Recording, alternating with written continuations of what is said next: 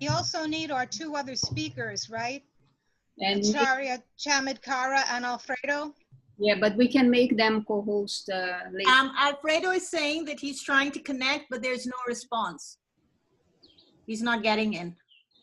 So he's in the waiting room. Must be. Let me check. So I told him he has to register first. If he didn't do that, he did. Okay. Okay, so we are ready now. You have to admit all right now. Yeah. So what, can we admit all, or you want to start playing? I think if Anthony starts playing, Anthony will start playing and then we'll admit all. Okay.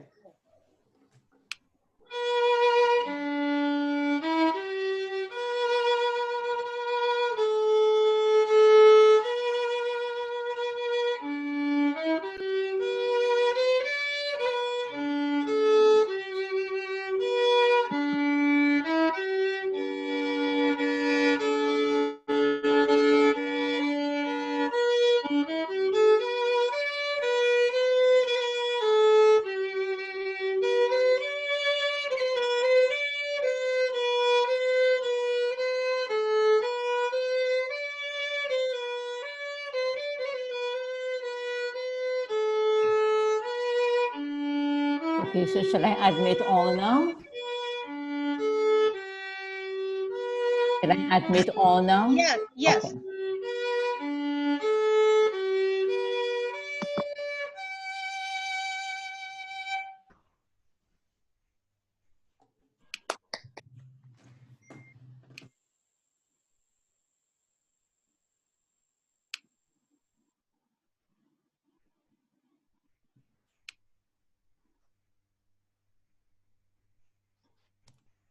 Please unmute yourself, Denise. Welcome, everybody. You're here today with us with the International Day of Yoga Committee at the UN as we celebrate the 6th anniversary of World Yoga Day. My name is Denise Scotto, and it's my pleasure to bring the UN and our greater community to you as we celebrate World Yoga Day. First, I'd like to acknowledge members of the permanent missions that are attending and some other members of the UN community. With us today, we have members from the permanent mission and some of the consulates from Romania, Paraguay, Georgia, Switzerland, Nicaragua, Estonia, New Zealand, Bosnia and Herzegovina, Sri Lanka, Greece, Israel, the Philippines, Japan,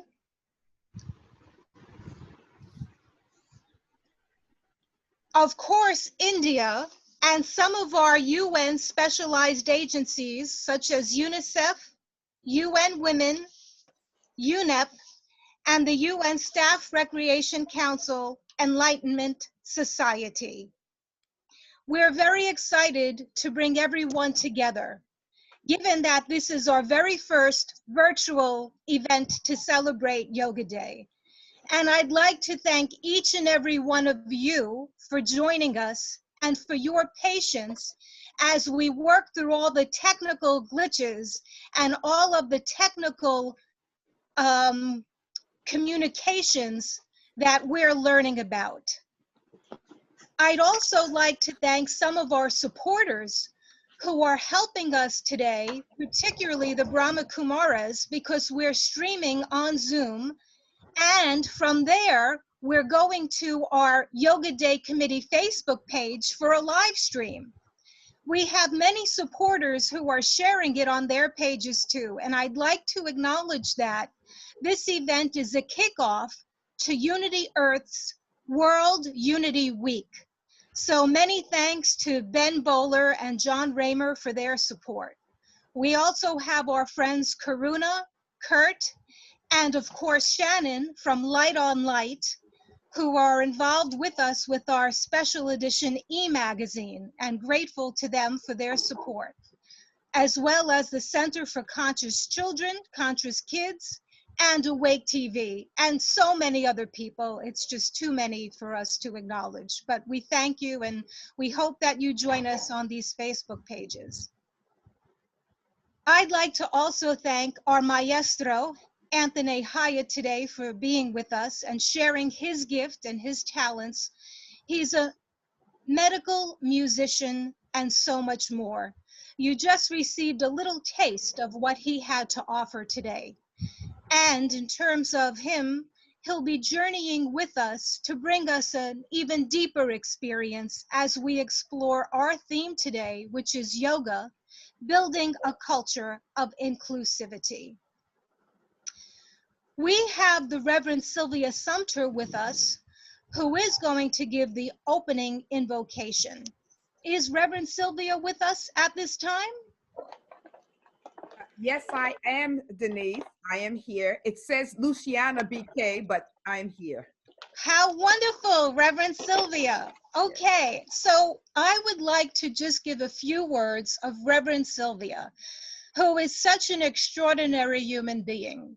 Reverend Sylvia is the Senior Minister of Unity in Washington, D.C., where she brings together people from all backgrounds so that people can experience what it really is to work together in human dignity and with each other for collaboration on issues that are close to the hearts of people in the community. Reverend Sylvia has created the movement called Stand Up for Humanity, which is such an amazing event, and I encourage you to learn more about that. Without further ado, I would like to pass the screen over now to you, dear Reverend Sylvia, as we ready ourselves for our opening invocation. Thank you so much, beloved one. And greetings to all. What an auspicious day this is, and what a moment in time it is that we are sharing together. And today we are celebrating International Day of Yoga. I think it is a day of sacred union, and I think the need for us to come together and to be in union with one another, and most of all, to be in union with the divine, has never been greater than it is today. For we are all here by divine appointment. We've been called for this moment in time. So let's join our collective hearts as we offer blessings for this day and for our beloved world and our sacred community. So I'm going to invite you, if it is comfortable, to close your eyes for a moment. And let us take 3 deep, conscious breaths. And as we do so, to move into the heart center.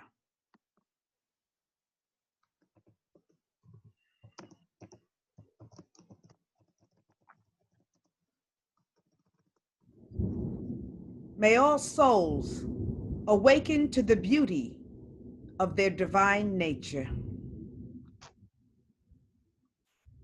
May all souls recognize their oneness with all life.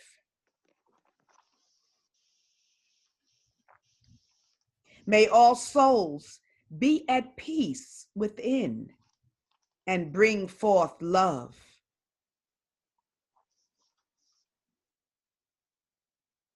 May we serve one another with the highest intentions, honoring the worth of every soul. And may we create a world that works for all. Let these words, laced with our hearts of purity, be made manifest today. We pray and affirm this in the name of the highest, and may it be well with us all. And so it is, and so it shall be. Amen and amen.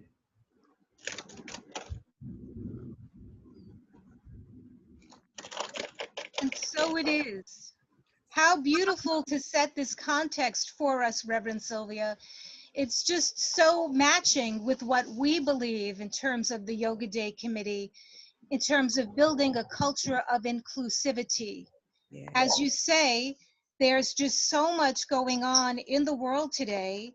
And if we take a look at everything, we can see the many inequalities, the inequalities that stem from income inequality, gender inequality, racial inequality, and on and on and on.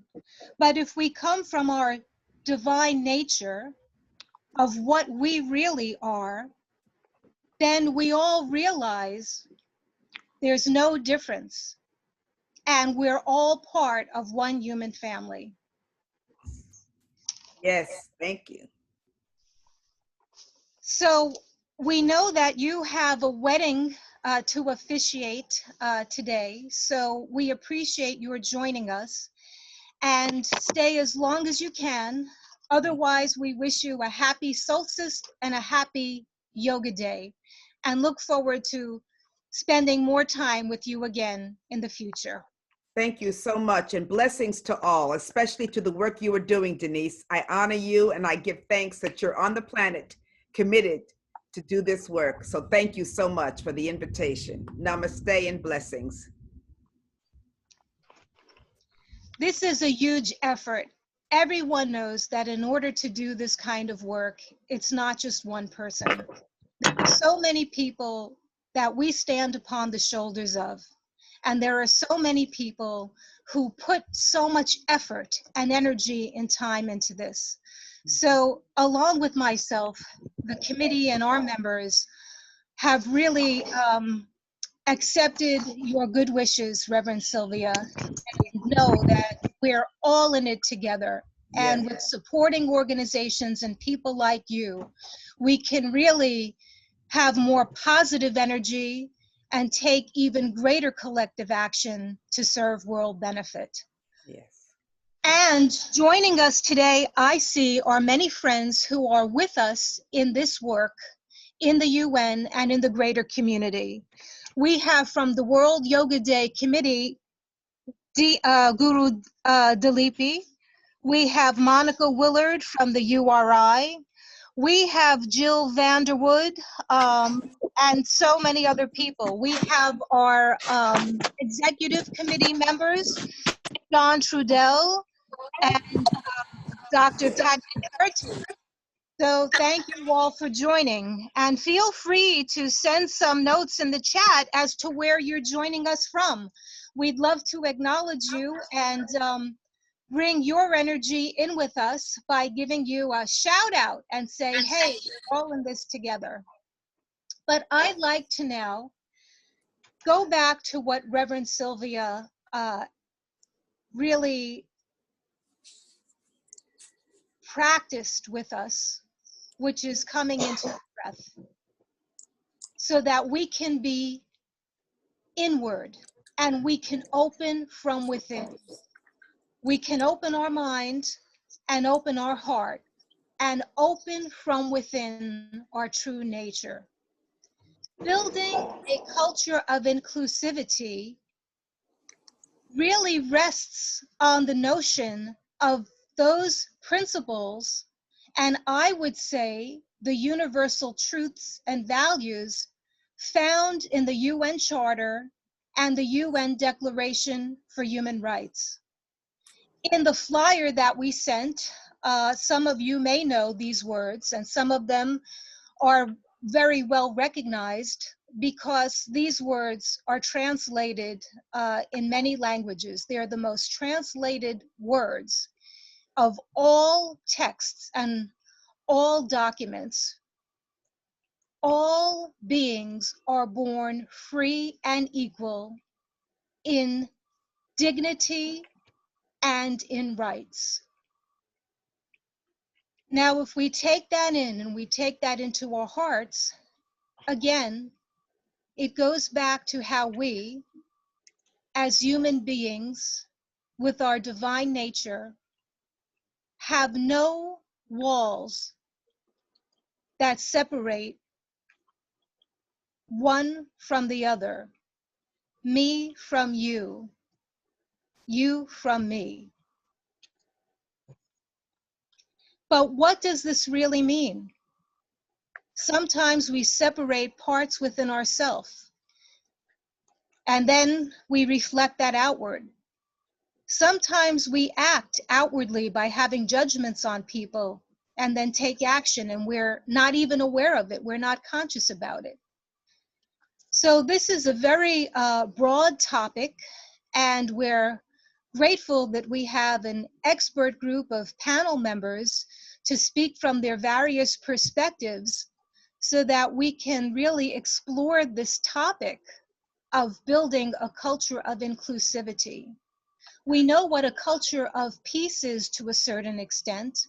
We know what a culture of peace and nonviolence is to a certain extent from doing our work at the UN. But I really believe that those rest on building a culture of inclusivity. So without further ado, I would like to now turn this portion over to our speakers. And I'd like to start by introducing Acharya Dev, who is someone who is just an expert in yogic philosophy, in those universal truths that underpin all faith traditions, the values that underpin the actions of people with good hearts and the will to do good. If you have the program available, then you know about his bio, and you know that he's been involved with the incredible work of Bhakti Yoga and overseeing Bhakti Yoga centers throughout the world, writing extensively on various topics, having received degrees from Berkeley and California and Harvard University, and writing some publications, many, many publications, but with Harvard University Press, and on and on and on. So without further ado, I would like to invite and turn the screen over to Acharya Dev right now. Thank you for joining us today. Thank you very much, Denise. And thank you all. I appreciate very much all the hard work that especially the organizers have done, Brahma Kumaris, United Nations. And so this is going to be a bit of a sprint because I want to get a lot of information out. And so here we go. First of all, yoga. I wanted to speak just a moment about what the word means. The word yoga comes from an ancient Indo-European root and used, from which we get also in Sanskrit yuga, which means a pair, two things are joined together, united, yugma. We still have words in English that are cognate with the word yoga, such as the English word join or junction, to yoke things together, intimate connection, as in the word conjugal. That's all connected to the root for the Sanskrit word yoga. And finally, in the standard Sanskrit English dictionary, the word yoga is defined as a process whose chief aim is to teach the means by which the human spirit may attain complete union with Ishvara, or the Supreme Spirit. So that's the word yoga. Since there's a spirit here, which I think is very admirable, of I believe, as Denise said, of collective action, that we want to not only benefit ourselves, but also change the world for the better. So just a word on philosophy. There's an assumption here that we all make, which I point out because I think it will help us to articulate more clearly and more logically what we're trying to teach the world. And that is, there's the assumption that, to put it in philosophical terms, ontology somehow entails ethics, in the sense that the fact that our existence, by existence, we are all one, we are all equal in some spiritual existential way, that itself entails certain moral duties, that we should behave in certain ways because of the nature of our existence. So I think that's an assumption that we're all making. But now, I want to get right into the philosophy of yoga itself. And I'm basing this on the most important philosophical text ever of yoga, which is the Bhagavad Gita. As we know, the Yoga Sutras deal a lot with the practicalities, the practical psychology of yoga, but the Yoga Sutras of Patanjali assume the philosophy, the worldview of Bhagavad Gita. And so I won't say more on that for now. So the first point I'll make is that this is, well, actually one more thing. In terms of inclusivity, to be inclusive means to include, and to include means to comprise or contain as part of a whole, to make part of a whole. So to be inclusive is to see everyone as part of a whole, and that's the basis of the equality, the union, a family, so to speak. The Gita does not limit this franchise or this status to human beings. For example, in the Bhagavad Gita, Krishna 5:18, Krishna specifically says that the wise, the panditas, the wise see equally among all species of life. It doesn't matter what form of life. There's a sense in which all life is spiritual, all life is equal in a higher sense. And in Western philosophy, they sometimes call that biocentrism. So continuing with the Gita, Krishna uses the term samadarshana, which literally means equal vision, seeing everyone equally. In fact, yoga is defined as actually having this vision. Samatvang yoga uchate. Yoga itself is defined in the Gita as having that power to see the equality, the oneness, the unity of all beings, which is not only an ethical position, it's not merely a sentiment, it's an existential fact, it's an ontological fact that we are all equally conscious beings. There's actually intellectual revolution going on right now in academics, among philosophers, neurologists, biologists, and so on. It's pushing back against physicalism or materialism, the idea that we're just dead matter, and that consciousness itself is somehow a special kind of thing that cannot be reduced to matter. And so our equality as conscious living things extends to all life. So in the Bhagavad Gita, you have this description of perfect or a complete empathy. And you find this in chapter 6, verses 29 through 32, briefly, that Krishna says that the real yogi sees that there's an Atma, a self, a conscious, non-physical self, a soul, which is in all beings. It equally exists in all beings.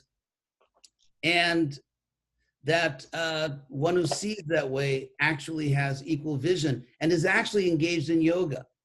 So to be advanced in yoga, because the word yoga means union and yukta means united, to be advanced in yoga means to see this equality of all beings. Then Krishna says that sarva bhuta stitang jomam, this Sanskrit, bhajati ekatam astita, that one has to see that the supreme, the source, I mean, whatever word you want to use, God, the supreme, the source, the absolute, is equally present in all living beings. In fact, in the Gita, Krishna says, Samoham sarva bhutesha, I'm equal to all living beings. So you have this overriding moral fact, you could say, transcendent moral fact, that the absolute truth, the source of our existence, is equal to everyone, sees everyone equally. And therefore, yoga meaning to link to that absolute source. That link is complete when one sees reality the way the source sees reality, the way God sees reality. And that's the metaphysical basis of oneness in the Bhagavad Gita. And this is throughout the Gita. I mean, there's dozens and dozens of verses. I actually translated the Gita, published it recently, and so no infomercial here, but I explain all these things. So then finally, I want to look a little more closely at verse 632, where Krishna describes explicitly universal empathy, the ability to identify with all living beings.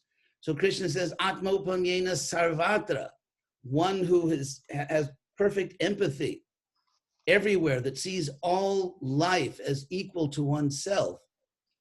And Krishna says that that is the highest yogi.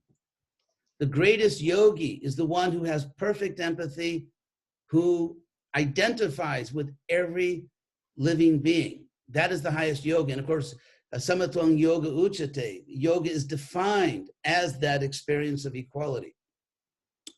So maybe one last point I can sneak in here, and that is before I'm, thrown out, and that is that there is a direct connection between our individual state of consciousness and our power to see the equality of all living beings. Throughout the yoga philosophy, they talk a lot about dvandva, duality. In other words, if I'm trying to exploit the world, matter, if I'm trying to exploit my own body, the bodies of others, dead matter in terms of acquiring physical things, then I form attachments and I have aversions. Anything which impedes my self-gratification, I'm averse to it.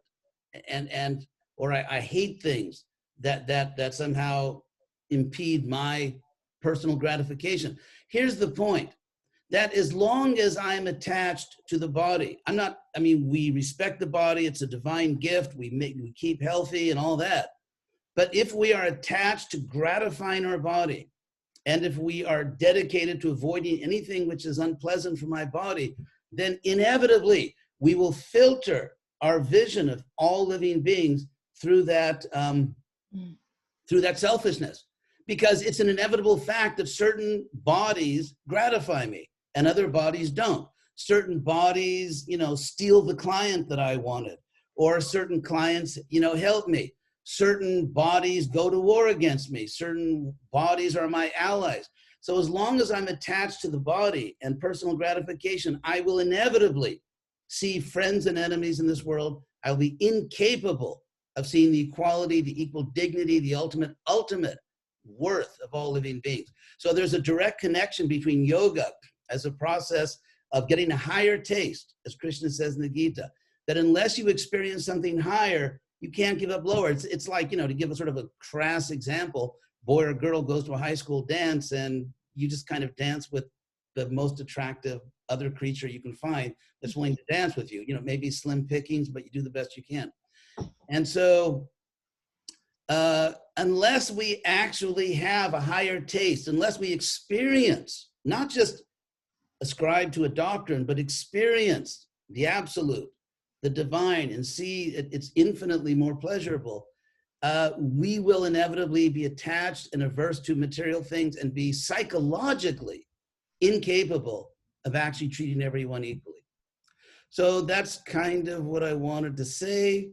So there's that direct connection there, and Samatwang, so equality is the definition of yoga, and God is equal to everyone, and we should follow that example. So thank you all very much. Miraculously, I think I'm gonna stop roughly on time.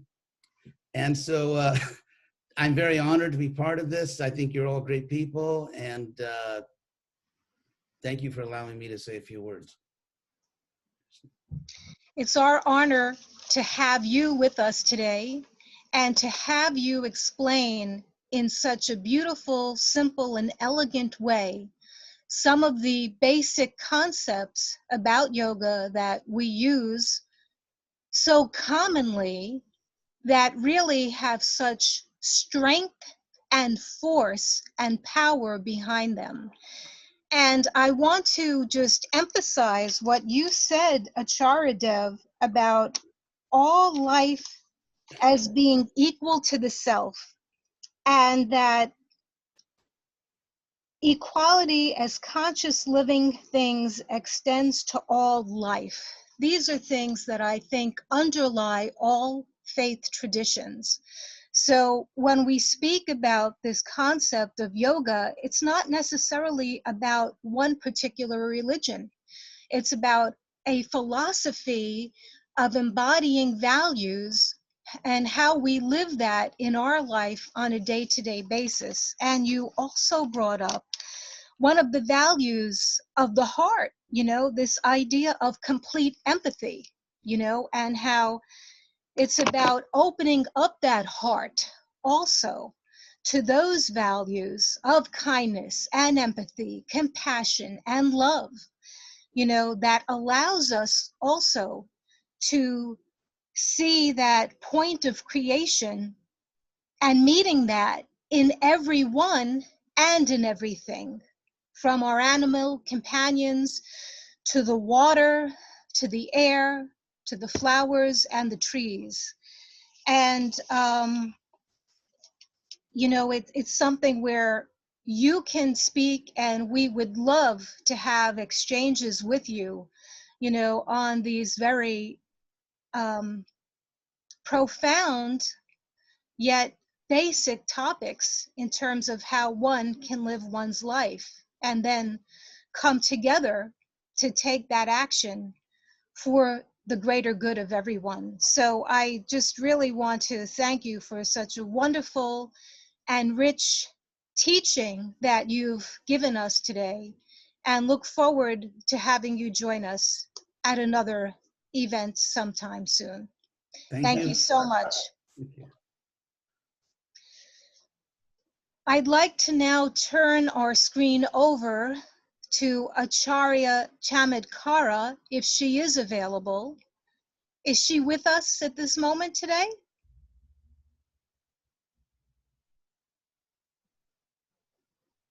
Acharya Chamadkara, Sandra Simon,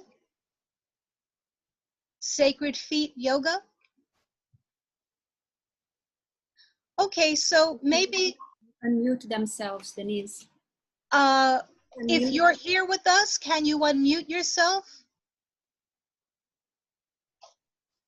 I'm not sure.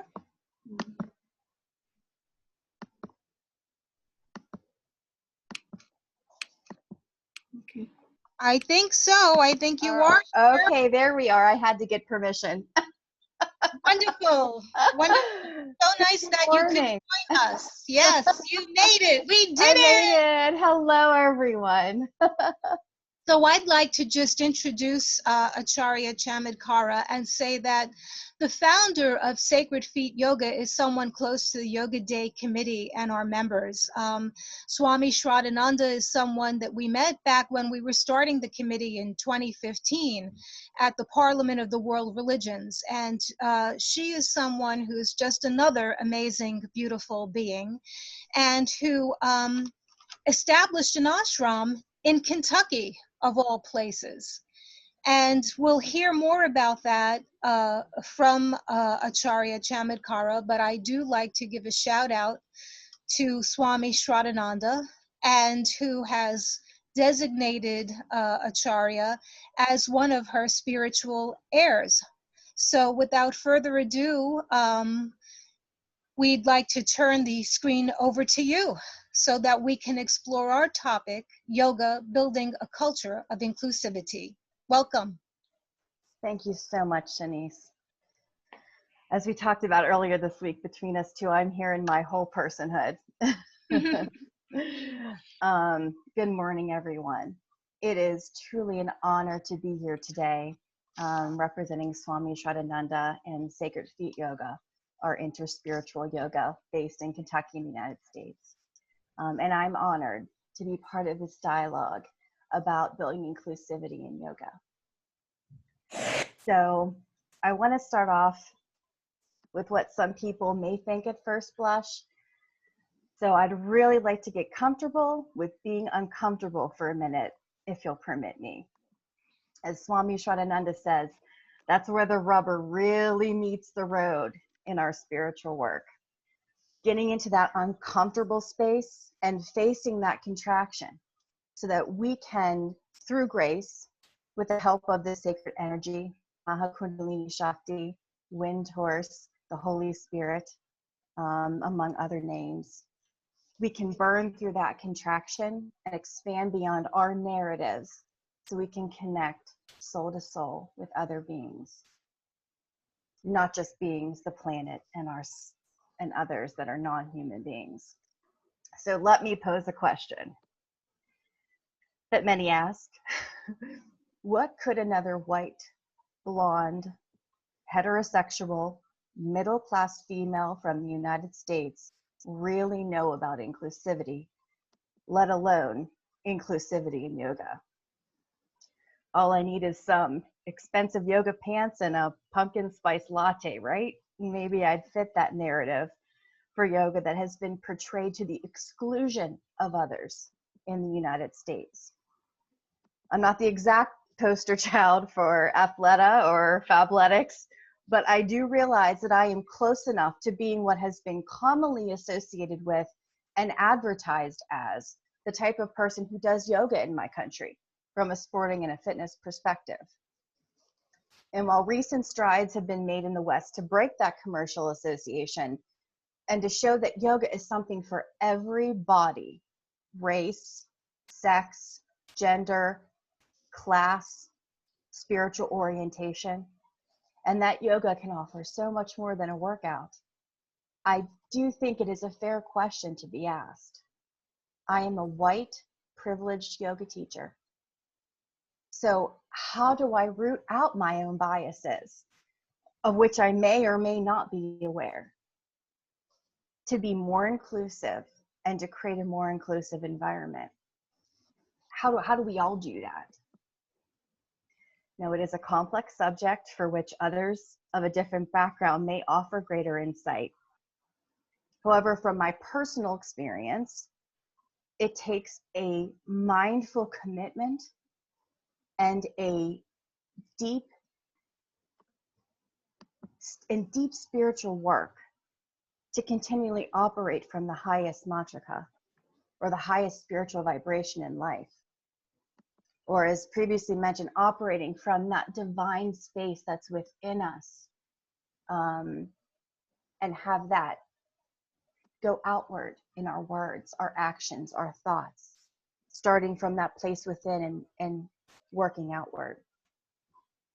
So through our spiritual yoga practices, meditation, mantra work, hatha yoga, seva, among other practices, we tap into that divine core of our being. And I ask the sacred energy to help me recognize and identify the emotions or that ego play that's creating these biases and to burn them away. I also seek help from my spiritual teacher and my team of guides to help me recognize, acknowledge, and burn away what no longer serves me and keeps me in dualistic thinking and separated from others.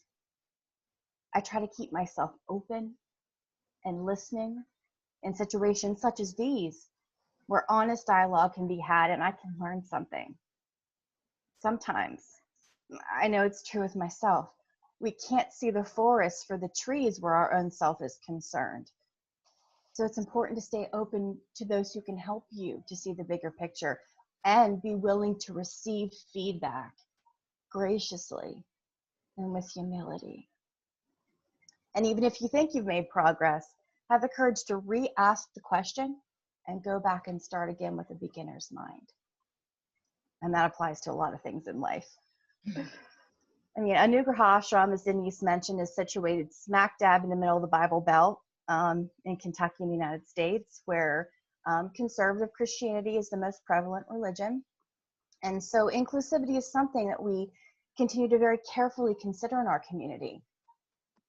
It doesn't mean that we refrain from putting a gorgeous life-size Shiva Nataraj on our interspiritual temple, Mangala Mandir, but we've mindfully made the choices to build bridges in the community around us, trying to show love and acceptance and commonality, like Denise was saying. And even as we display spiritual differences. And as an interspiritual yoga, we also place representations of Christianity and Buddhism outside of Mangala Mandir, which represent the other two mainstreams that feed our practice alongside Kashmir Shaivism. Now, cross is something that a conservative Christian will recognize, myself included, being from a Roman Catholic background. And seeing something that's part of your own tradition and our experience helps people to feel more at ease.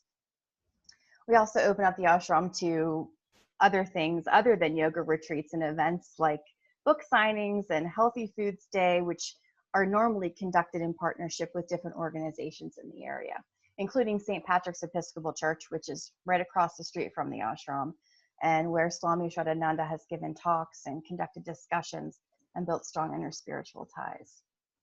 We also provided educational internships and scholarships for local students and invested, promoted, and participated in local activities which promote inclusion and diversity, such as the annual International Festival at Somerset Community College and Somerset's Pride events in support of the LGBTQA+ community. Inclusion comes with sustained effort and outreach, as much as it comes with regular spiritual practice and the mindful opening and listening to others.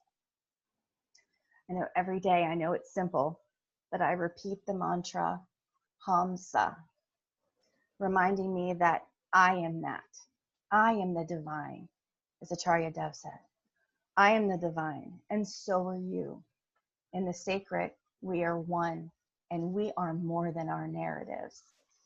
So through grace, we can continue to be aware, mindful, and committed to our spiritual practice, taking on our projections, working through emotions like fear or anger that may cause behaviors that are not inclusive, asking for assistance, opening to dialogue, showing warmth and respect to those who choose to engage with us, reaching out in tangible ways to support inclusion and diversity efforts, and offering gratitude for the sacred energy within each of us, ever benevolent and supremely intelligent, that fosters that unity. So with an open heart, Denise, and my whole personhood, I look forward to the discussion today, and I thank you so much for including me.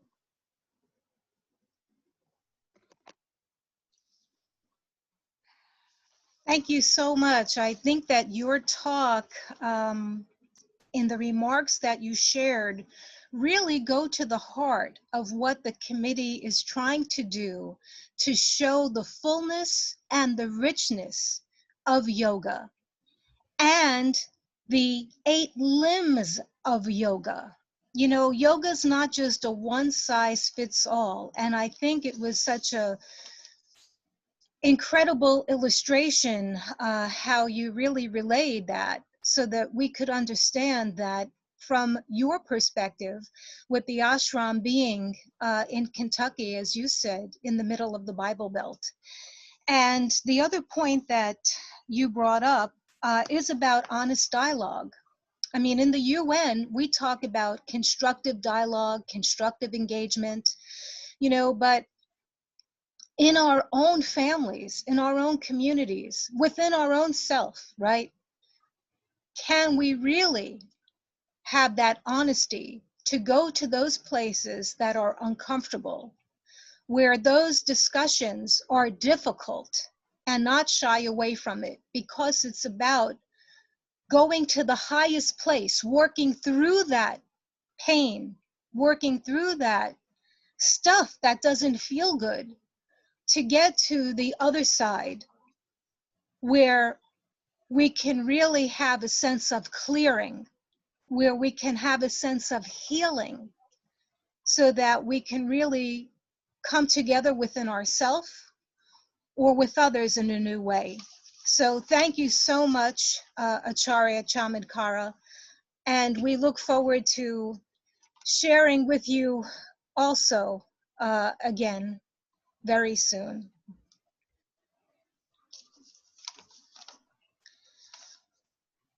I'd like to turn our program over to our next speaker, Monica Singh, who's someone that some of us on the committee know through our mutual work in advancing human rights.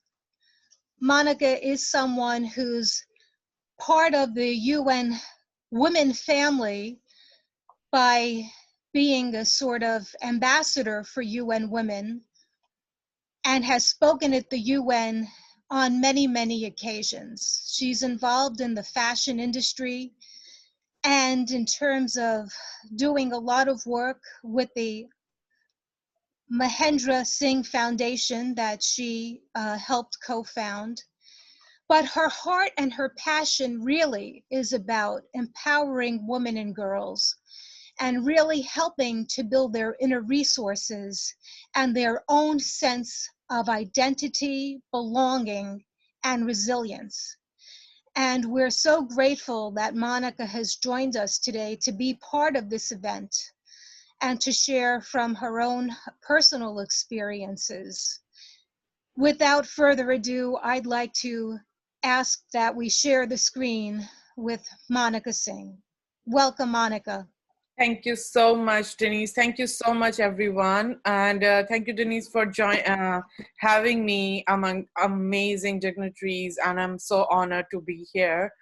Happy International Yoga Day, everyone. Hope you all are staying safe and healthy. Like Denise says, I'm Monica Singh, founder and president of Mahin Singh Foundation. In short, we call it MSF. Through MSF, we support women who faced gender-based violence to strive and excel emotionally and physically through counseling, skill trainings, and scholarship opportunity. Let me start our conversation with a simple question. Like Acharya says, and Reverend Sylvia says, how many of you do yoga? I'm assuming we are in a huge community, so let's say it's like 75 to 85%. And how many of you know the benefit of yoga in life? Not theoretically, but personally feeling that because you practice it every day. Good amount of people, I'm pretty sure about that. So do you know that most of our time, our mind juggles between past and future? We keep analyzing what happened to us. We keep thinking why we did this, why this happened, and we give so much importance to our past that things which aren't are under control anymore. And we keep planning about our future by evaluating ourselves and by comparing ourselves. Especially on social media these days, we compare ourselves in terms of what the stuff people are doing, where they're taking a vacation, how beautiful other people are looking. Everything. We are focusing on past or future, but we are missing one thing right now. We forget to live in a present, and present is the most beautiful moment. Present, which is our reality, our strength and truth. It gives us a power to create what has been created yet.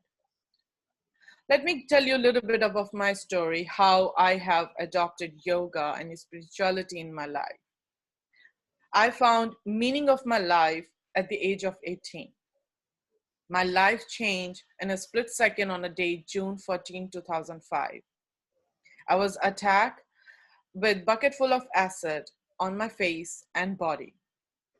70% of my body was permanently damaged due to that. But on July 5th, I was flatlined 4 to 5 times. I don't remember exactly. And I went to another space. I don't know what you call it. Wherever I went, I saw something beyond this living world where you cannot experience. I saw myself knocking on a tall door surrounded by a cloud, and I was begging to let me in, but it did not open it. In those moments, I was in two places spirituality. Spiritually, I was there and in the moment where I was dying. I could also feel and see my parents holding my hands and crying, and I'm seeing a lot of doctors surrounded my bed. And I couldn't hear them because I'm not there. I'm only there as a physically. So after 5-10 minutes, what happened is I started listening what they're talking about. You know, they're struggling to move me from intensive care unit in a burn ward. And they're trying to say, we are losing her. We want to do everything in our power to keep her alive. I was in a severe trauma, of course. During that time, I lost some memories and recognition power of people for the short period of time. Why is this happen? Because for 20 days after the day of my attack, I was on the same day, June 14. Keep trying to find whys. I was constantly thinking of redoing that episode of my life. I was trying to undo the attack. I'm thinking, I didn't go out that day, so I'm not being attacked. I'm not in the city, so I can avoid the attack. I kept my car window completely rolled up so that acid could not reach to me. All this time, 24/7, those 20 days, I was keep struggling here spiritually, and I'm not being there in a physically. So I tried so hard and do the situation over and over again. Guess what? I couldn't. And I slowly realized it cannot be undone. I realized the damage of my skin and my body has already been done. But fortunately, I gained my memories back and my mind was working. Then I started living, and then I started living alive. I tried breathing exercise as a part of my yoga. I stopped struggling between past and future, what happened, trying to do undone. And most of this time, I was single thing I was trying to do, trying to lift my hand, finger, my legs, my neck. Those used to be my highlight of my day those days. I was literally like a child in a body who has to learn how to speak again, how to eat again, how to walk again. I was rebirthing myself. So all this time, when you keep struggling your lifetime, you lose the moment of living that moment. And in general, in our life, let's talk about, we all have 24 hours in a day, right? Let's see how we distribute our days, our hours on a day. 8 hours sleep, 2 hours cooking and commuting, eating, everything, 4 or 5 hours left in our hand. Then we are arguing with our spouses, playing with the kids, or snatching TV remotes to see which movie we are in. We don't have all those time, but we still lack about the time of ourselves, the me time. In those 16 hours, you lived also all sort of roles in your life. You played your roles in your life, but you are missing those points. You're missing the life which you were craving to have. And that put your mind into a confusion state. And when I'm saying confusion state, it's not like mind doesn't work. It's just like it get tired. You are exhausted and you don't know what to do. There's a calmness. You don't have to perform the way you want to perform. So I have realized, and for past 15 years, I've been practicing 3 mantras in my life. First mantra is, you have to discover the child in you. Let's start living like a child, act like a child, not in a derogatory sense, but keeping life so simple. Whatever you have in your mind, when you are part of somewhere, when you are included somewhere, you have to share it with other person. Don't let it hold back to you. Don't let it confuse.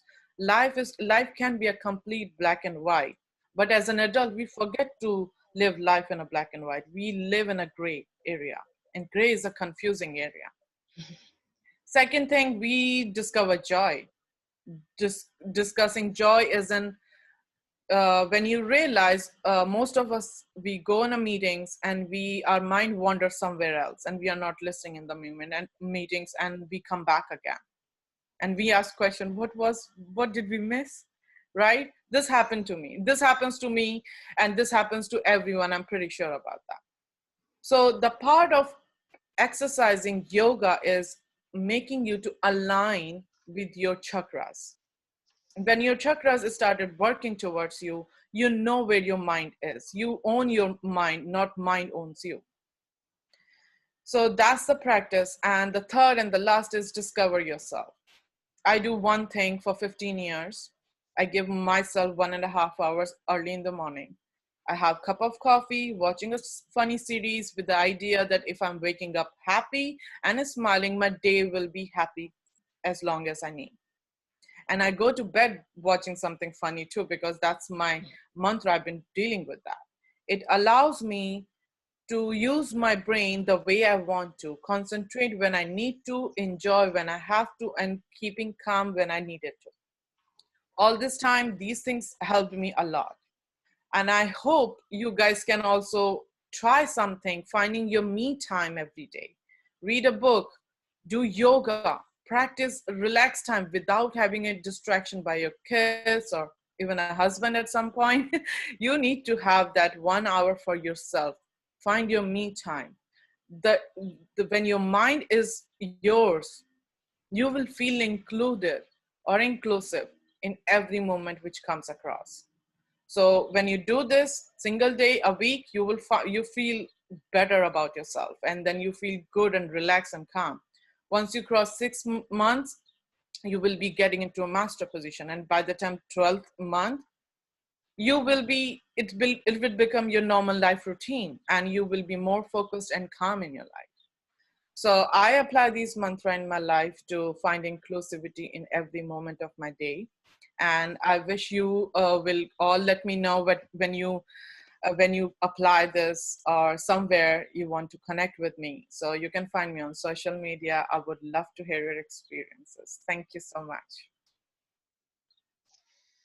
Monica, thank you so much for sharing your personal story with all of us, and also for really highlighting this idea of our capacity to live in the present moment, right? And to have that openness, that curiosity as children, as youngsters do, about staying in that present moment, not having judgment, suspending that, and just being curious about what life is bringing us and what may unfold. And also about the power of presencing, you know. Our maestro, Anthony, also is very much guided by the art of presence, as are many people who are joining us on this call today. And what is that?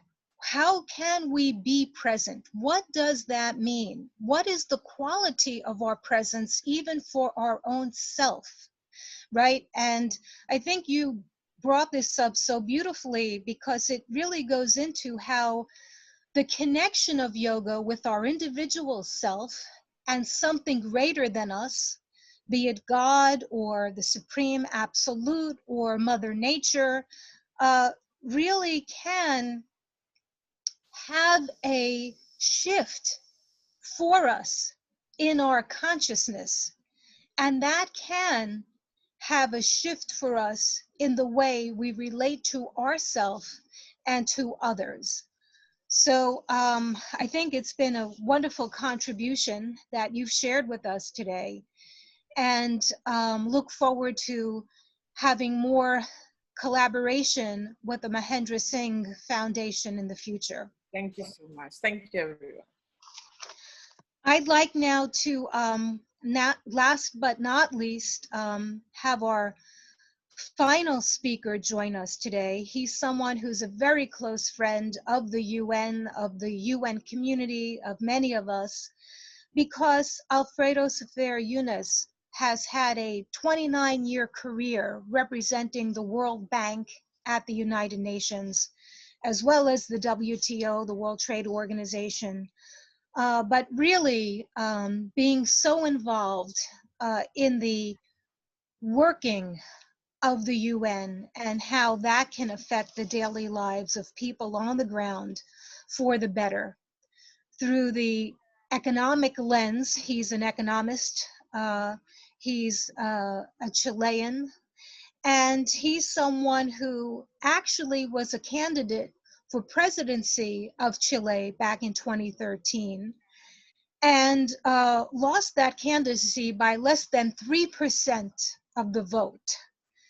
So I don't want to give anything else away, but say that Alfredo is someone who also is a spiritual leader, and who is really embodying those principles for the public good.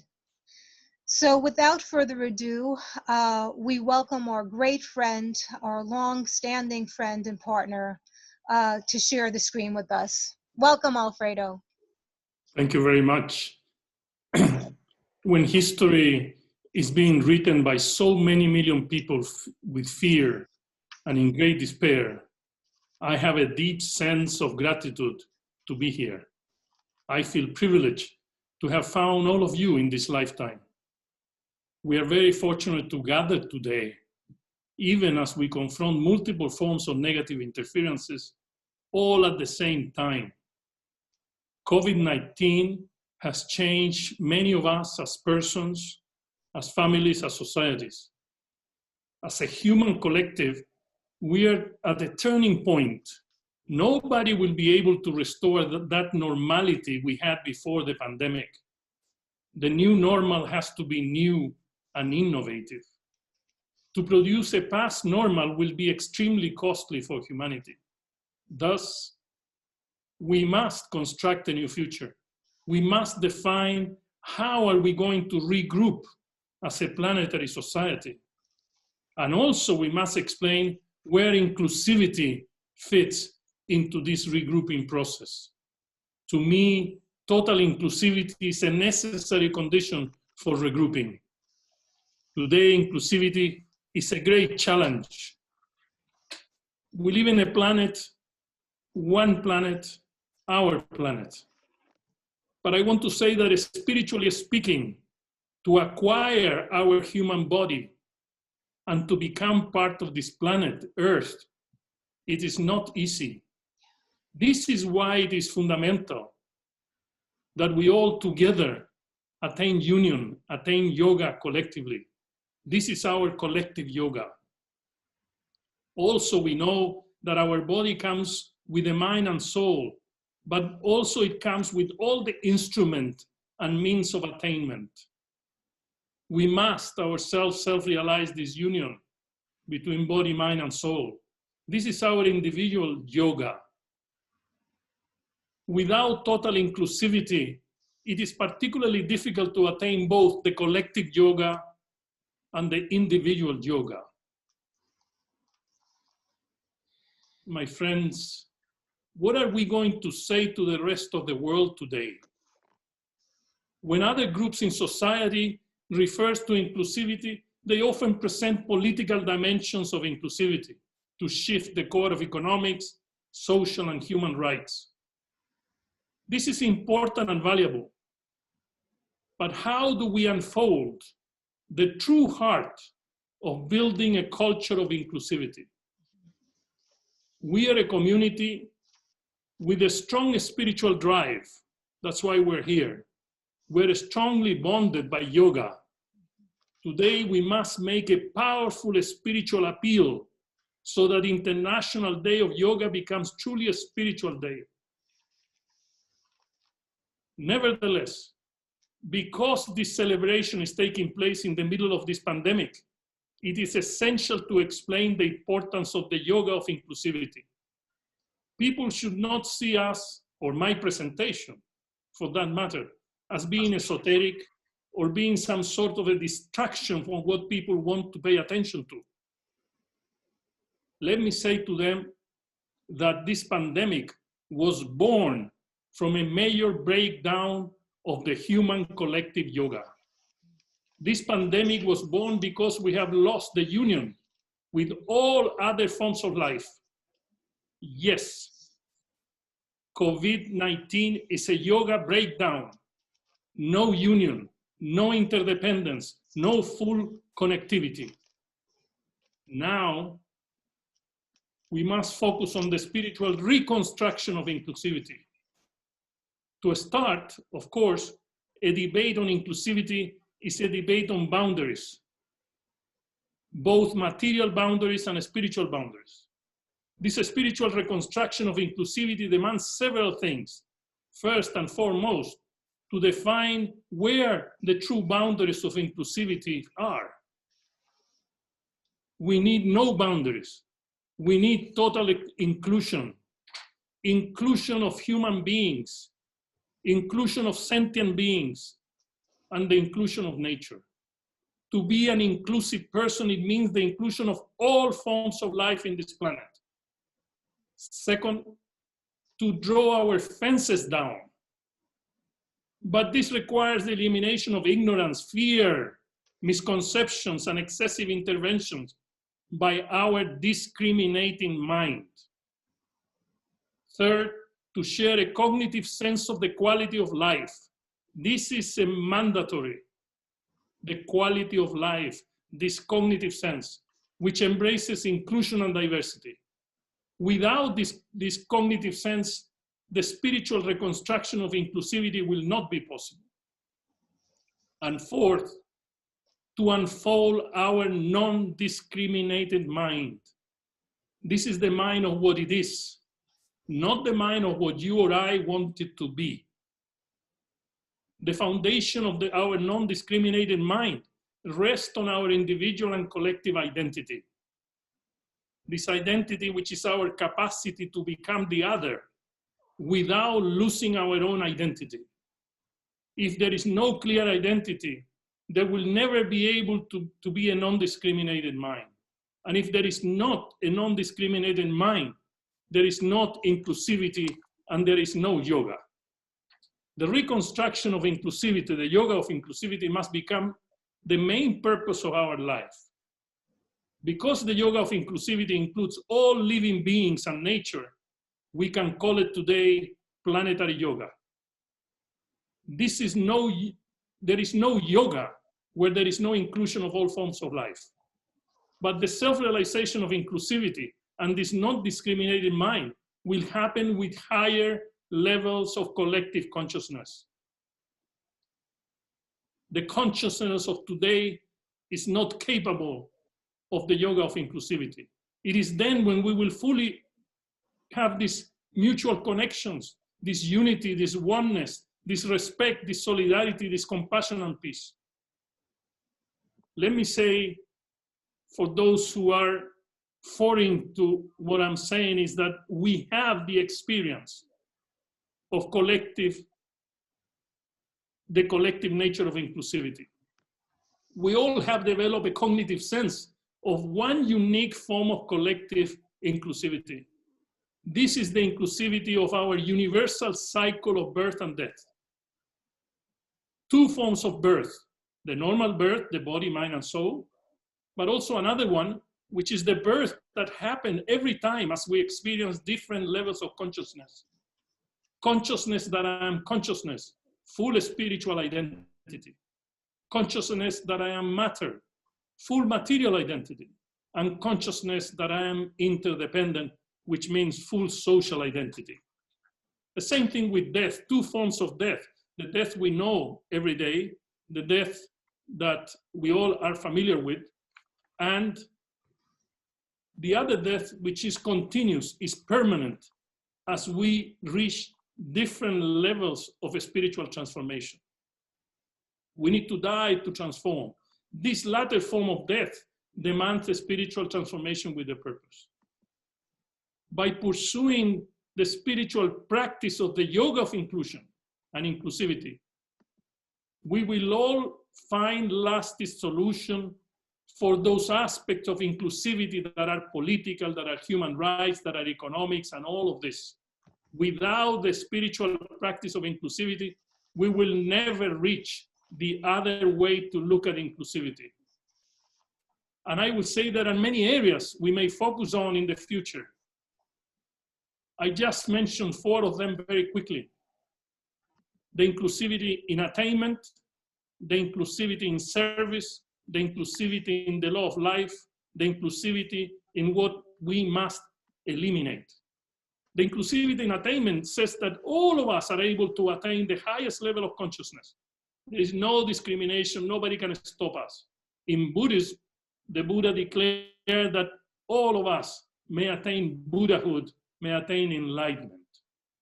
With regard to the inclusivity of service, we all have the faculties to reach full potential through unconditional seva, through unconditional service. In Buddhism, this is called the bodhisattva mind, the bodhisattva way to live for others. The inclusivity of the law of life, which means that in the being and in the doing, we have to include, all the living beings, not only the human beings. There is no problem. This we must do, and we must make it inclusive. And the inclusivity of what must be eliminated. This is up to us. We're not limited in inclusivity. We're free to eliminate what must be eliminated from our spiritual path, like negativities, laziness, astrological constraint, deficient spiritual practices. We also can attain this in many, many other areas, like creating positive work, like creating a space for our collective responsibilities, like purifying our body, mind, and soul, like eliminating our own ignorance, and we can do that. Committing ourselves to right actions, expanding our sense of belonging, practicing virtuous deeds, detachment from worldly things, and of course, benefiting others.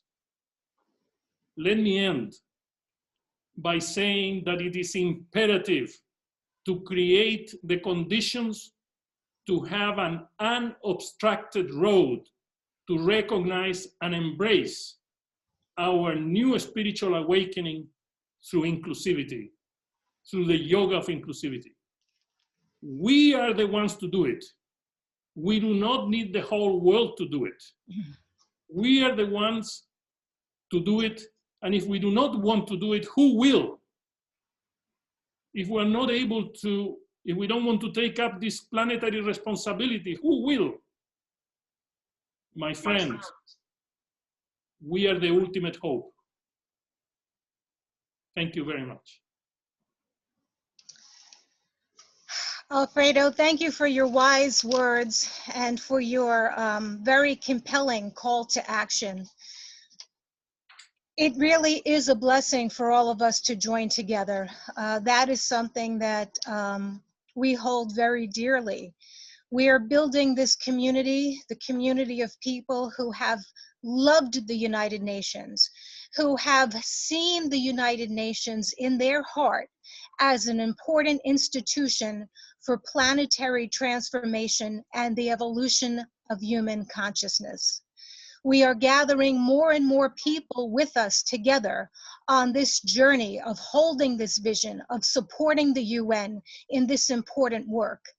By us coming together, we are all amplifying these good wishes, these positive vibrations, and these thoughts of the highest ideals for people as individuals around the world, as well as for the institutions that are the governing institutions of all of our countries. So it's very timely the way you've addressed your remarks, especially as we take a look at the 75th anniversary of the United Nations, which is happening this very year.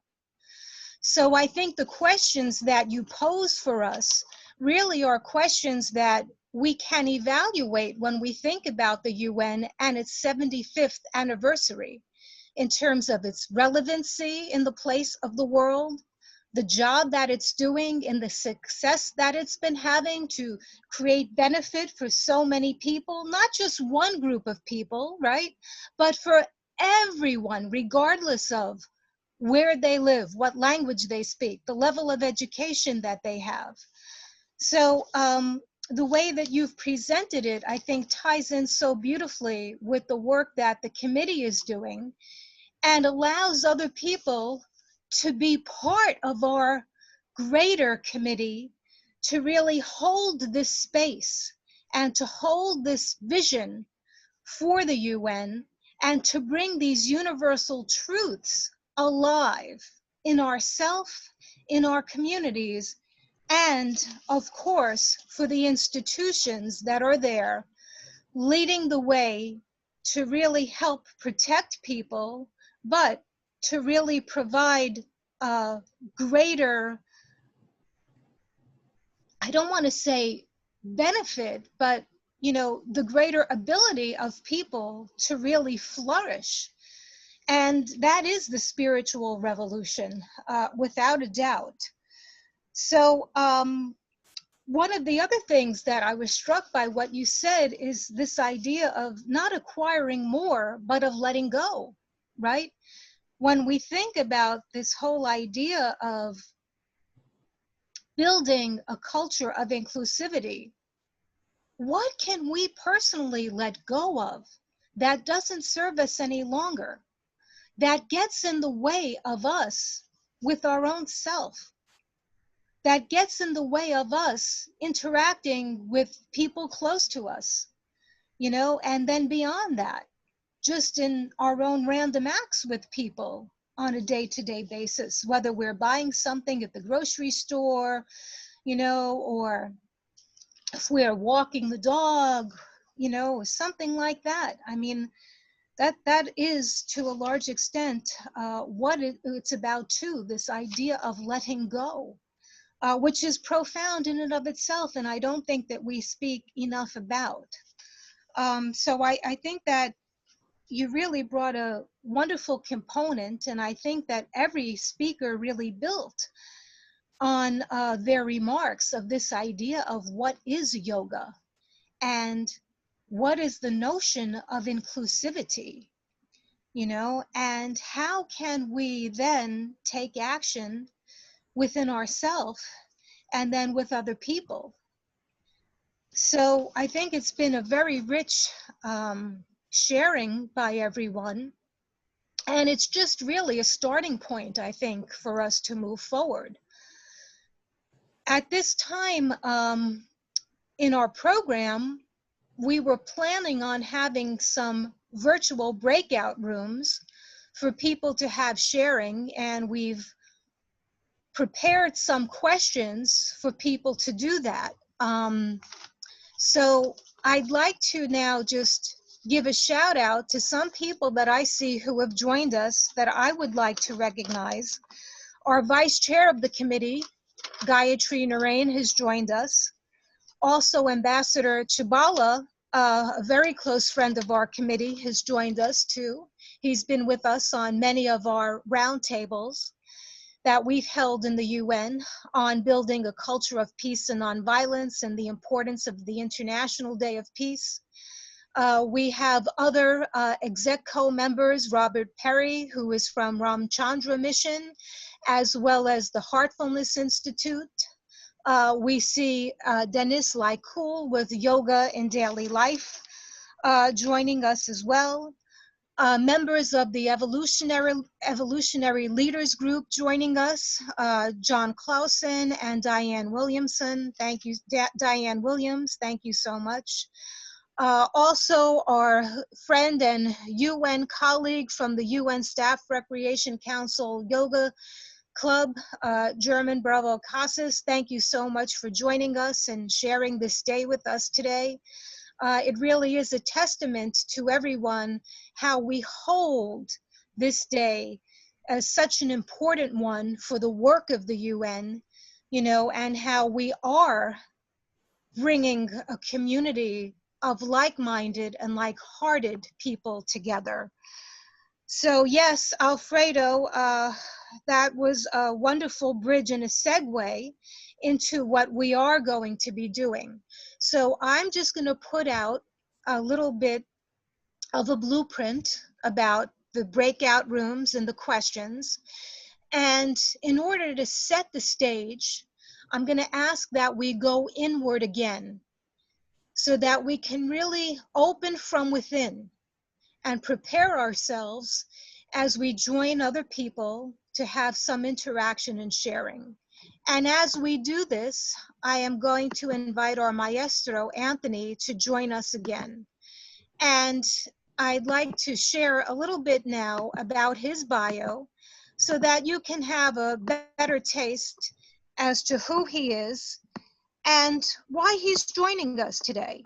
So let's see if I can get this together so that I can read a little bit from his bio. So, Anthony Hyatt is a dancer, violinist, singer. He's a teaching artist and medical musician working in partnership with many of the Washington, D.C. area health and human service organizations. He believes that the art of presence promotes the emergence of healing experiences. He plays music of many genres and has a love of Hindustani classical music that began when he was a guest student in Pune in India. For 22 years, he was a co-director of the Arts for the Aging Quicksilver Senior Citizen Improvisational Dance Company. He served as a master trainer for the National Center for Creative Aging and is a presenter at international creativity conferences around the globe. He's written an article called Creative Aging with Quicksilver, published in the UK-based Creativity and Human Development Journal, and is now working on a book about his arts and healthcare experiences. He does additional consulting and facilitation work through his own organization called Moving Beauty. Thank you again, Anthony, for joining us today. We turn the screen over to you. Thank you, Denise, and thank you to all the previous speakers and the committee and everyone here. It's an honor to join you. And I want to share a piece of music with you, and it's a pretty famous one. It's called, it fits well with our theme of inclusivity and yoga.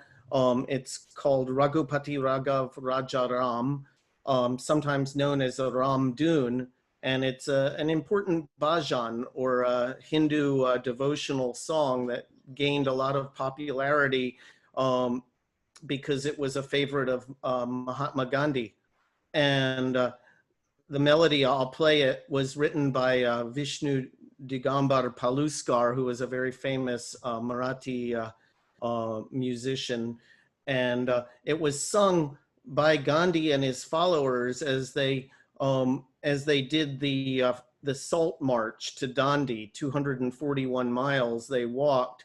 And it was really that march was a prominent example of satyagraha, or nonviolent civil disobedience, which during these times in the United States, where the Black Lives Matter movement is so important, and there's such a great need for this peaceful protest in favor of human rights, which allow people to come together in the kind of community that Alfredo was highlighting in his words. The words of the bhajan are translated essentially to say, it starts out with asking Lord Rama, uplifter of the fallen, and his consort Sita to be worshipped, and says that all names of God refer to the same supreme being, including Ishvara and Allah, and says, "O Lord, please give peace and brotherhood to everyone, as we are all your children. We request that this eternal wisdom of humankind prevail." So I'm going to share this song with you. And in light of the what Denise said about the art of presence, I just invite you to take a breath and let it go and be present.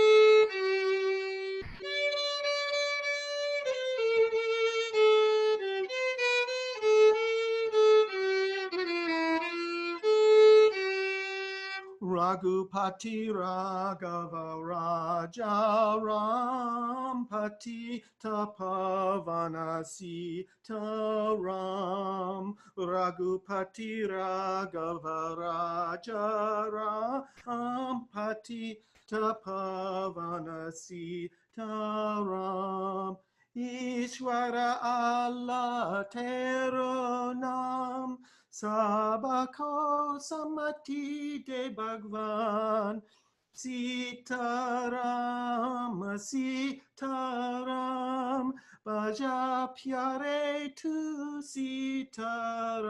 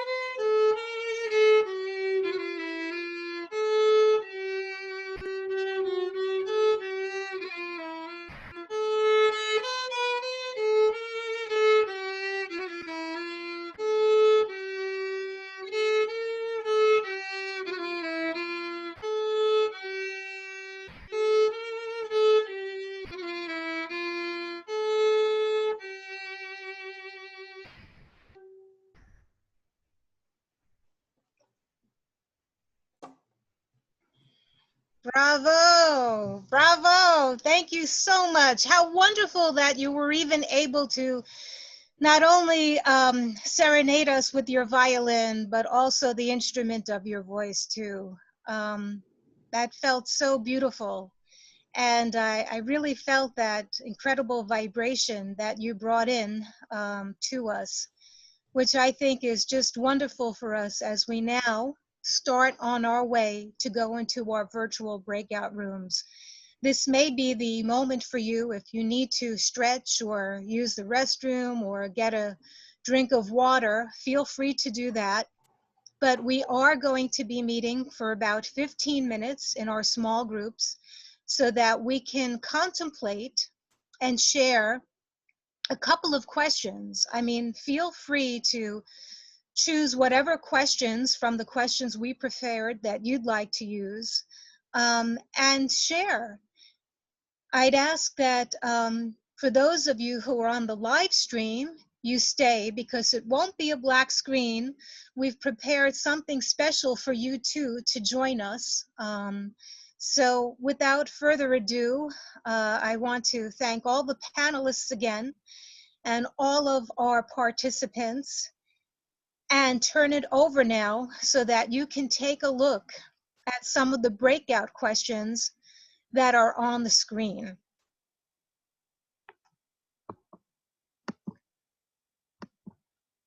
What thoughts or behaviors in myself keep me from loving all of me? Do these thoughts or behaviors impact my dealings with others, from strangers to my family members? What ways can I be more tolerant? How can I be of benefit to those close to me, to my community, or to the world?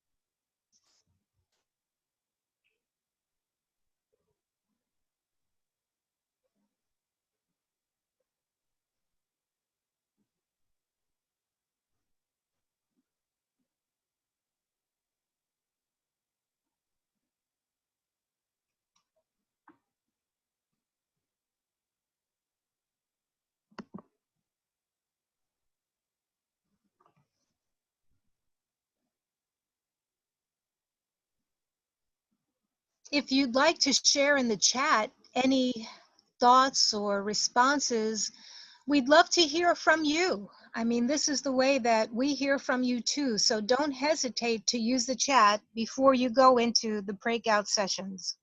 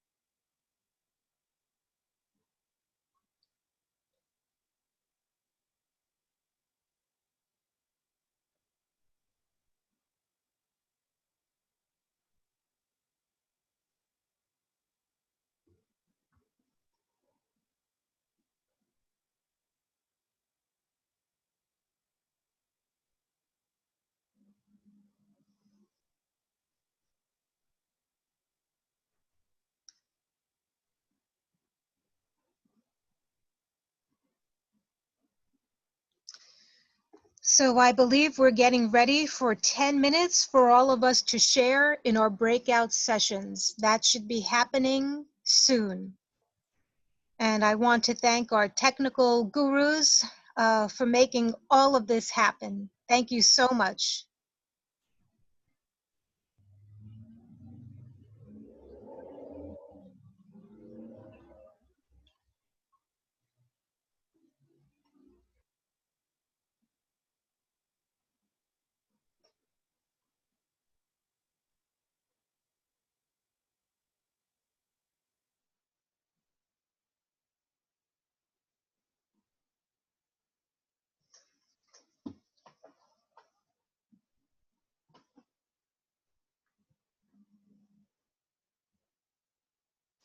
So friends, it looks like we have our Zoom friends and attendees on the breakout sessions right now.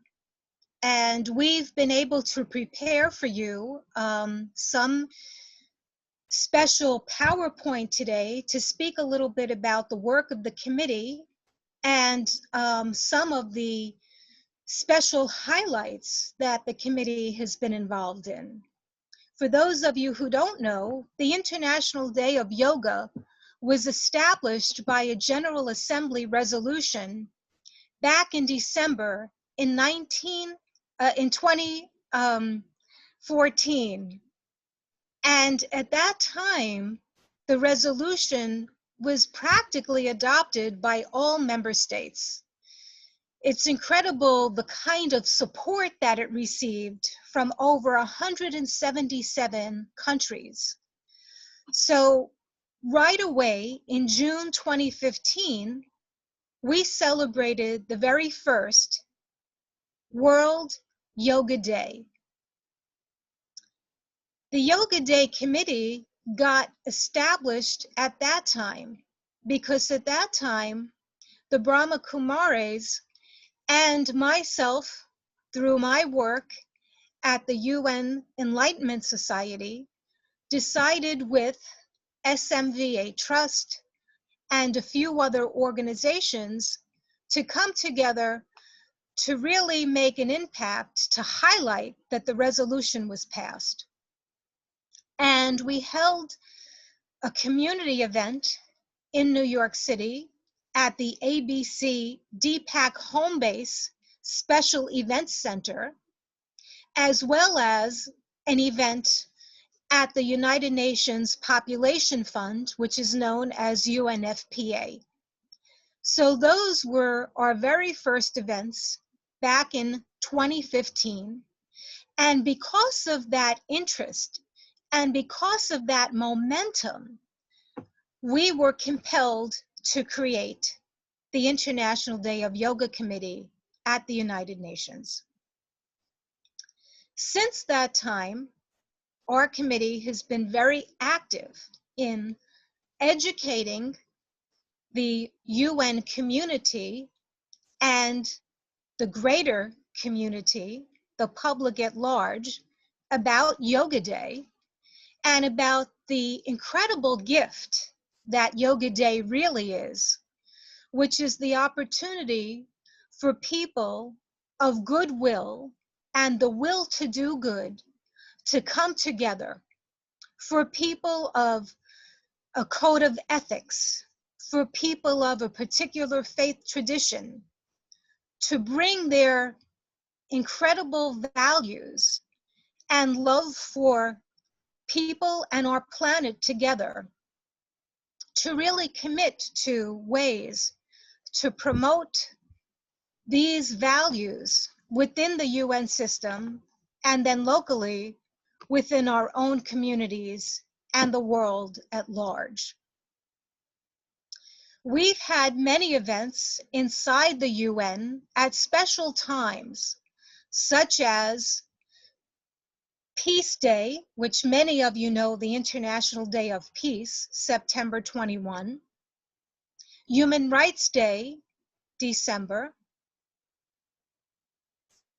Women's Day in March, and Interfaith Harmony Week in February, And then different events that are part of the UN special commissions or special conferences, like the NGO conferences, like the Commission on Social Development, like the Commission on the Status of Women.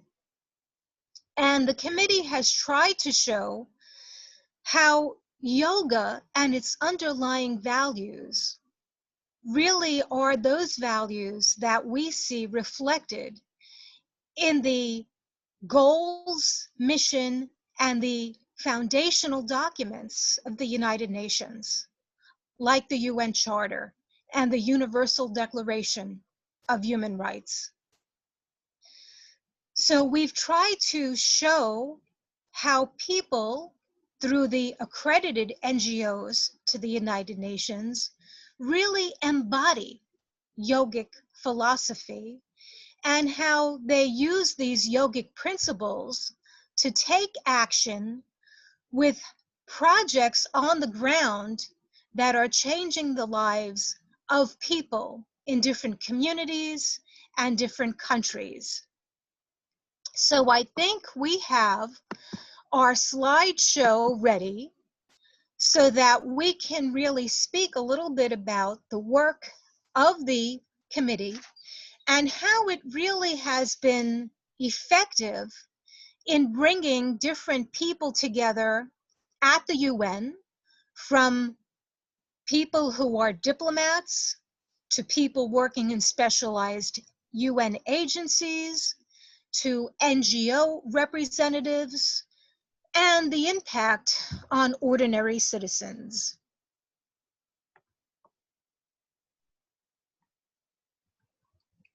So yoga, as we can see, is something that affects everyone. Everyone has a stake in the International Day of Yoga because these underlying philosophies and principles are universal, shared by all of us, and as you heard Alfredo say, shared by all sentient beings.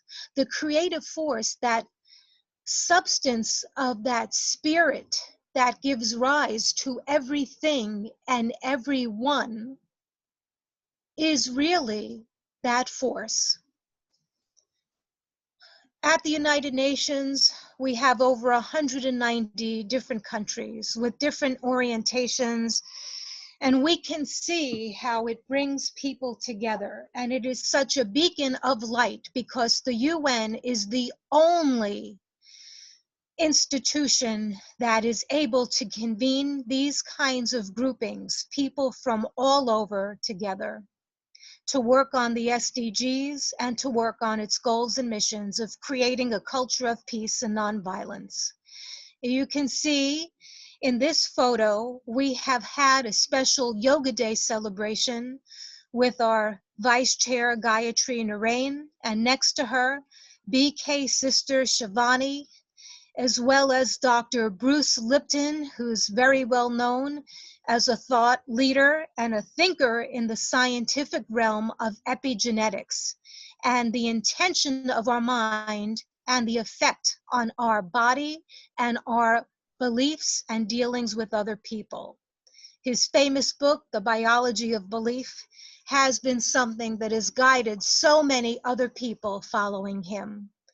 The next slide that's up shows some of our other members at the NGO conference. We have our executive board members, Gayatri Narain, our vice chair, and Bob Perry, who's on our executive committee, along with Petra Schweitzer from Ramchandra Mission, and our good friend, Dr. Deborah Norris, who's involved in the work with neuropsychology and how the impact of meditation has such a beneficial impact on our physical body. We're grateful for her for sharing her knowledge and for also sharing her knowledge with us in our e-magazine, the special yoga light on light editions that the committee has put together. We've also celebrated Women's Day in March with Her Holiness Yogamata. And again, we have our friends from Yoga and Daily Life, and our friends from HSS, and our very close friend, musician and vocalist, Grammy award-winning performing artist, Paul Luftenegger. We've been very active for many years at the Commission on the Status of Women, and you've heard from Monica Singh how she's involved representing UN Women with regard to promoting women's rights. And SMVA Trust is an organization that's one of our founding members and has been active not only in the Commission on the Status of Women, but also through Peace Day and promoting a culture of peace and nonviolence.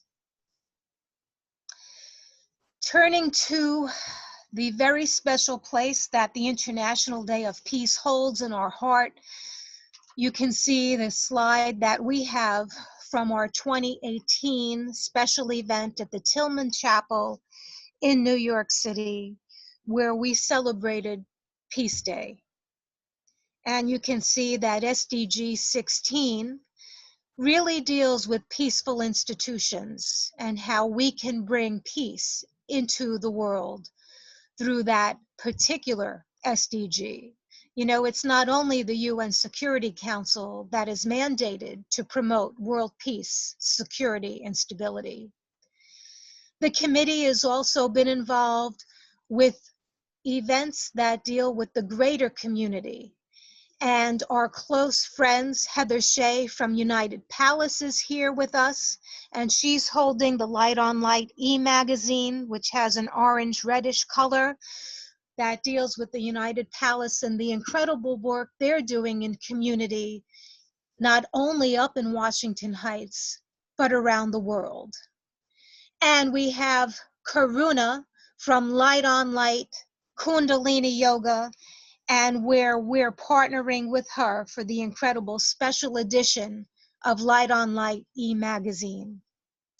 We've been involved in supporting Peace in the Park, which our friends with the Brahma Kumaris has been holding for decades.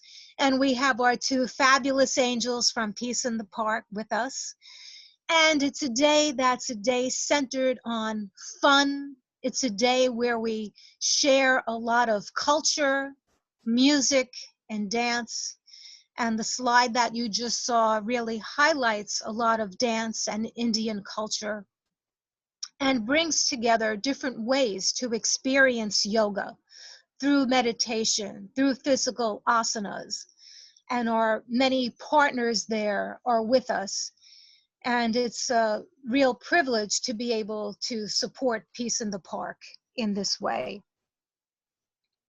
The next slide that you see is a slide that goes back to one of our very first meetings that I mentioned back in 2015, where we had our special event at the UNFPA Population Fund.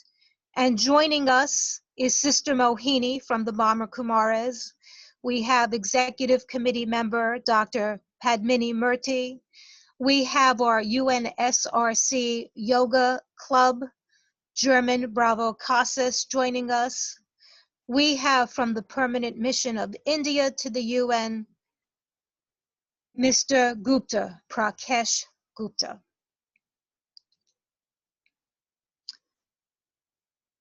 One of our first meetings at UNFPA dealt with the beneficial impacts of yoga on the physical body, the mental body, and of course, for us spiritually, because we're all connected. As you've heard, we're souls having a physical experience in this body, on this planet at this time. Last year, in 2019, we for the first time celebrated Yoga Day in the GA building. This is the place where all member states come for the high-level segment in September where heads of state actually meet. And it was an incredible opportunity for us to come together to actually be there, sending the vibrations as we chanted Om into this august body, so that these vibrations of peace could influence the work on a very subtle level of the UN, could support the UN as an institution and the work of the member states, and every staff person who works there and the accredited NGOs who are involved in this work. It was just an incredible day. Denise, just to let you know that it's time for the breakout groups to come back. So we are ready to have our great sharing from our great breakout groups. They're going to be returning to us. It's already been that time, hard to believe, but I hope that you've gotten a taste of some of the kinds of work that the Yoga Committee has done and the philosophy of the Yoga Committee in showing how yoga is integral to the work of the UN. If we look at the overarching theme of inclusivity, it shows how yoga is the underlying force, that bedrock of inclusivity, and how we promote the values and the work of the UN, its missions and its goals, and of all its people.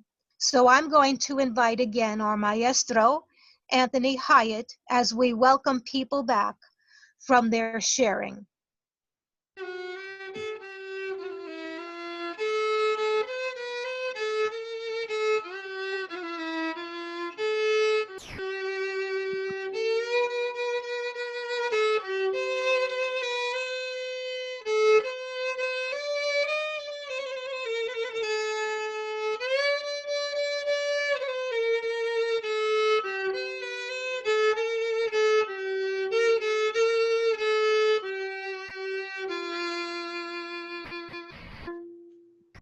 Welcome back, everyone.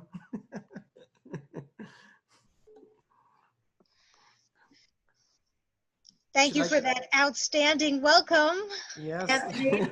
We so appreciate it. It felt so nice to hear those strains from the violin again, bringing us back into this shared space for all of us to come together and join.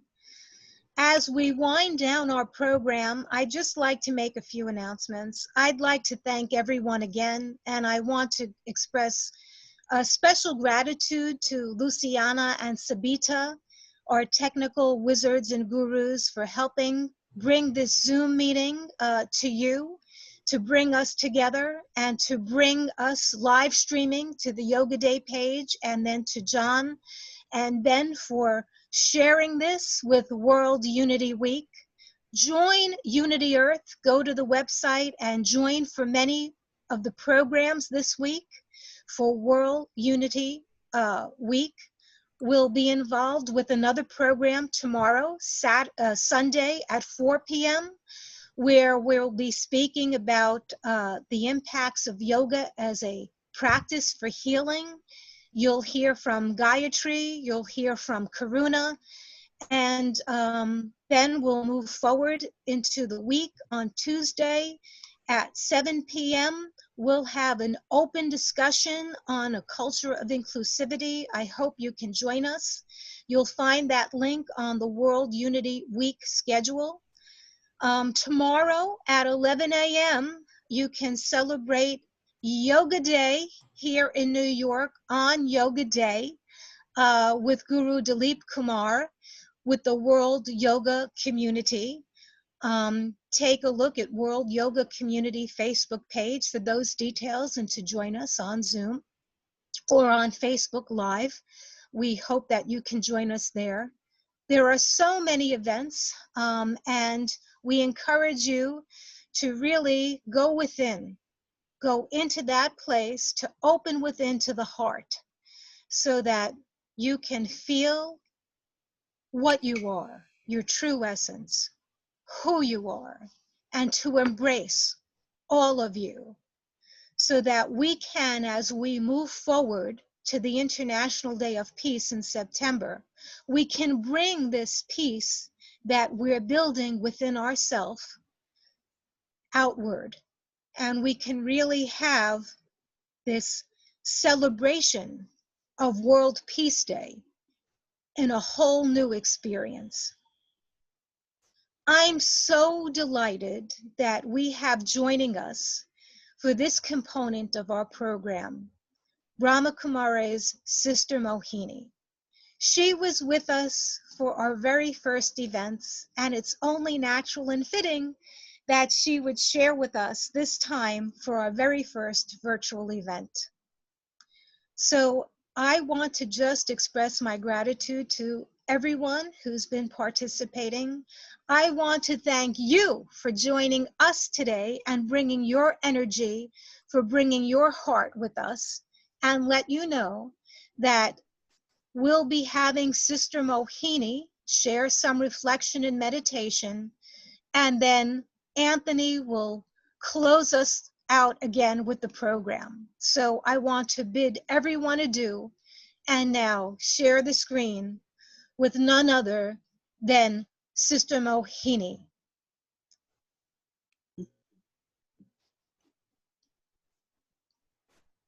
Thank you. I'm seeing Alfredo, our old friend, many are old friends. You are in Chile, right? Greetings of love and peace to everyone.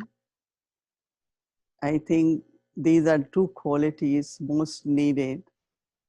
The first one is love, and then is peace. Of course, then there will be harmony, there will be happiness, prosperity, everything.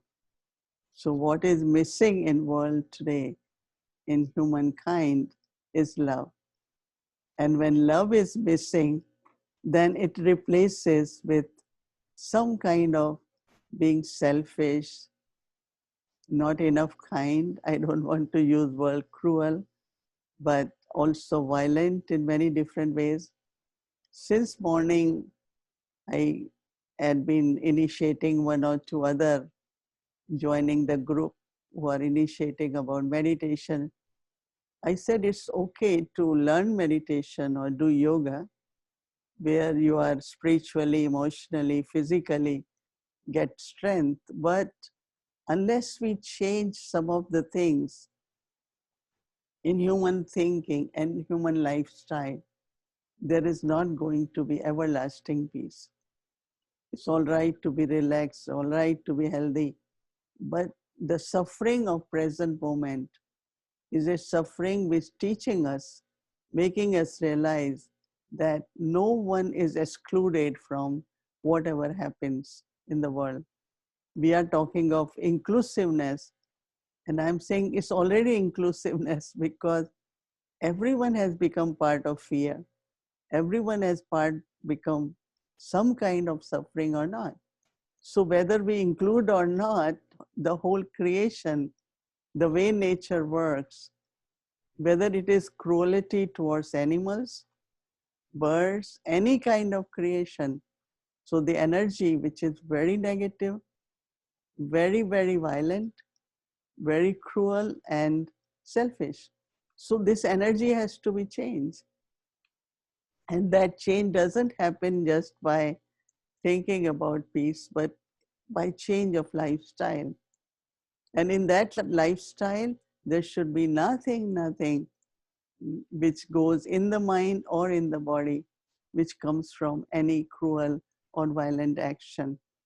And this virus has really taught us a big lesson, but I'm not sure how many realize that it's not just sickness.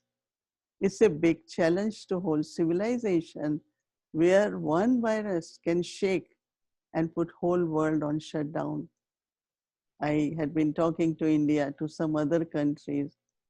You heard that Brazil is going more, because when whatever kind of, if our leadership also need to have more qualities where there is more compassion, there are more humanitarian, kind of feelings and emotions. It's not just about money and power. So my thought this morning had been that yes, we can meditate, we can do yoga, but it is important to talk about change in the lifestyle, change in our thoughts, words, and actions. And if the change doesn't happen, really, this is not a situation which can be temporarily fixed. it's quite a lasting effect, but it has to be also changed into something which is more fundamental, and that is has really something wrong gone with our thinking.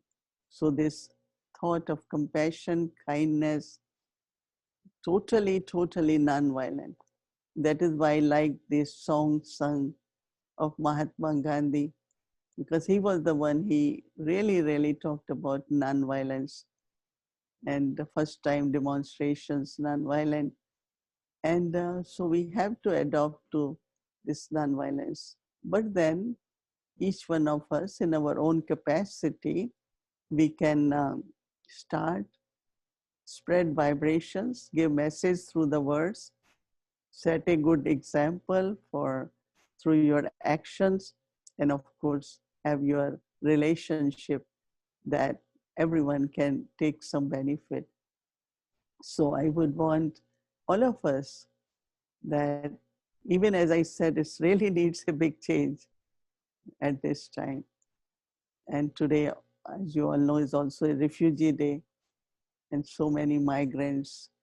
In India, we have migrant workers problem. We have refugees all over, and so we have to have good wishes, definitely for everyone.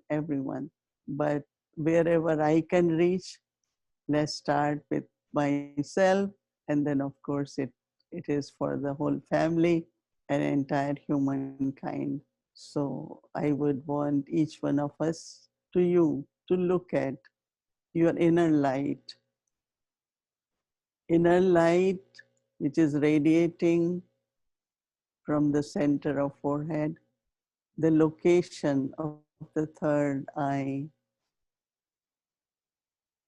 And this radiant light has some innate qualities. And the first quality is quality of love. Loving the self, aligned it with the body, all the elements,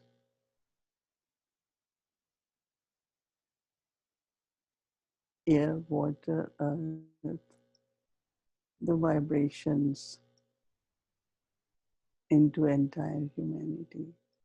So innate quality of love, generous heart, kind heart.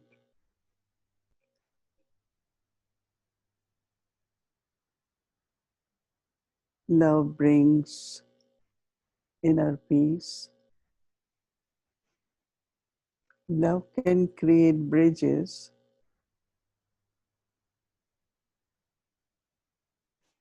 peaceful relationships,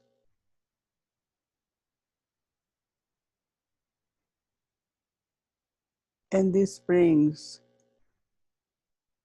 inner power, stability,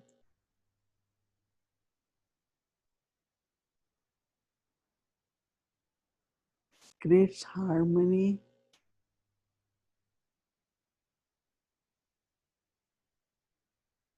and with these thoughts, this state of mind, I connect with one source, the Supreme Source, unlimited, one who always bestows unconditionally, unlimited like ocean.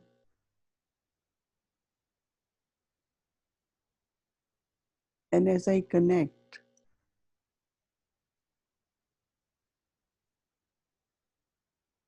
I can merge into this ocean to increase my capacity, to make me more generous, so that I can share. I can care for everyone.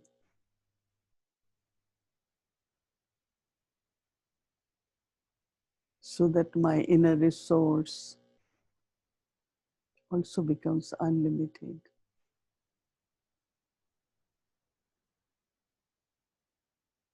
As I am receiving and giving,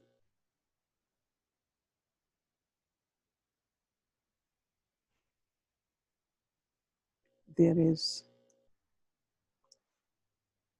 deep silence,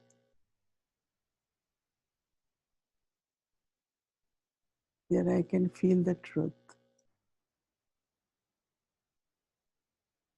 feel the presence of one who loves us.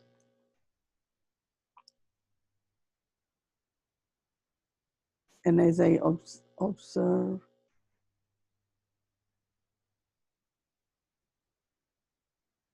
and I spread, share with everyone my good wishes for everyone's well-being, spiritually, emotionally, physically, materially.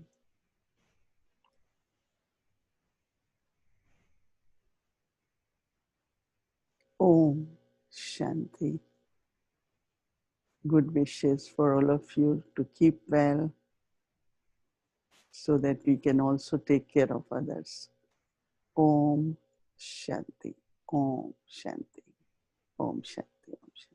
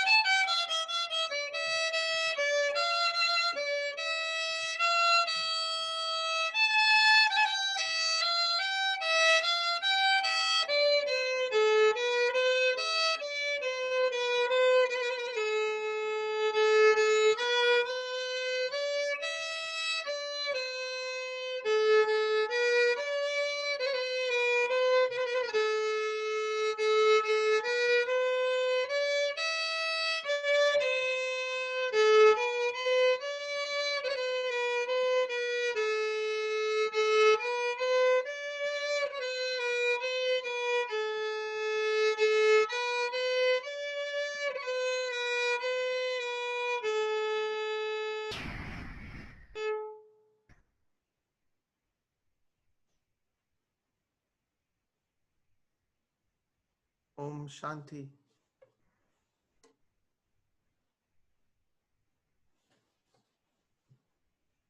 Om Shanti, everyone. Thank you for joining us today.